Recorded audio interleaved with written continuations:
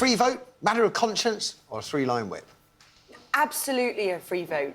So for somebody who is so pro-democracy, this feels very, very Which democracy? anti-democratic. The democracy of the British public in a referendum, or the democracy at constituency level? But him just telling his MPs, vote this way or you will lose your job, what is the point in voting if you do not agree...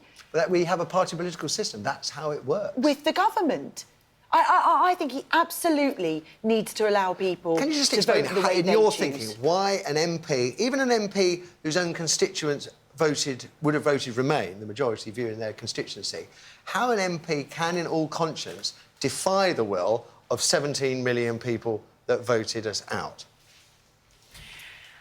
I think that people do have to look at their own region and how they voted, because if Well, you are we voted as a representing... United Kingdom, and the Supreme Court has said that the devolved assemblies, they don't have a say. We voted as a United Kingdom. I think this has caused so much anger and such a split in this nation that people are going to look at their MP and go, we voted you in.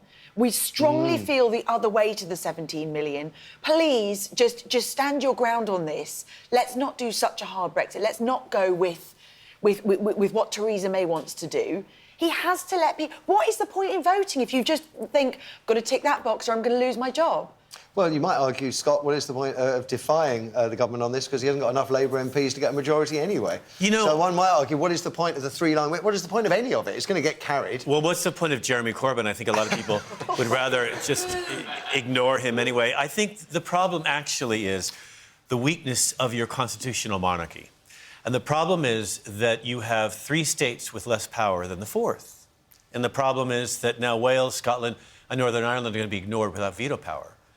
This is what happens when you have a referendum that's ill-advised and you let people vote on civil rights. It should have never happened in the first place. But it has happened. It has. And now it's been put back... allowed to vote with their conscience? It's been put back sort of to where it belongs in the Parliament, although the entire Parliament won't have any effect on it. You know, good luck, you guys. But I'm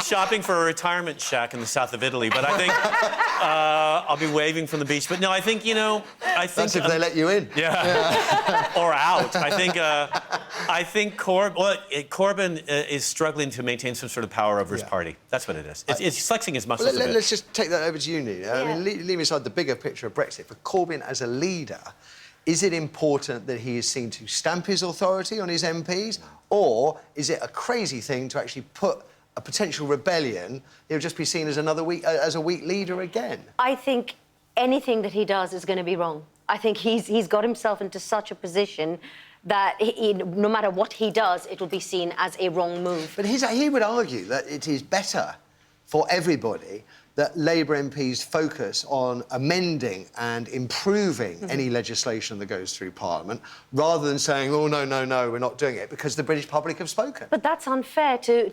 OK, MPs are human beings. MPs have the ability to have a free vote.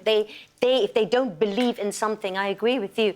What is the point in saying, OK, fine, I'll go with it? Well, I guess, I mean, this is what I find so fascinating about the weird situation we've ended in, is that if you look at, say, Tulip Siddiq, she's resigned from the front benches for Labour.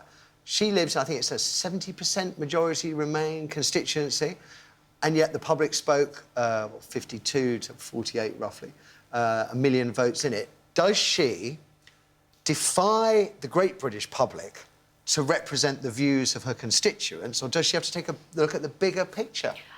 If I was in that position, I would have to defy. If you don't have... You represent your constituents? You have to represent your constituents. I want to know what's happened to the views of the people who want to remain. There's no one representing them anymore, and that's 48% of the country. Well, the Lib Dems. The Lib Dems are. Well, yeah, they're having a three-line whip to oppose the SNP. That's the ones, it's so difficult, because I just feel that no one's fighting for, you know, most... Well, I suppose Jeremy Corbyn, I mean, I don't want to put words in his mouth, but, I mean, his view would be that the best way to ensure the best deal to leave would be to allow oversight, and that's kind of what he wants through his demands, through his amendments. I don't agree with that. That's what he's been asking for since 1975, actually, and he's got what he wanted, finally. Yes. So what you're thinking, that because he doesn't want us to be in Europe personally, yes, he's imposing that view? Of course, and he's been imposing it since the referendum happened. He said he was 60% in support of staying in. Yeah. 60% is nothing, really. Do feel free to comment and give us a thumbs up if you feel inclined. For more clips from the show and exclusive behind-the-scenes videos, click here. If you're new to the channel, click the subscribe button here to be automatically informed when new videos are available. Links to our other social media platforms can be found in the description. Thanks for watching.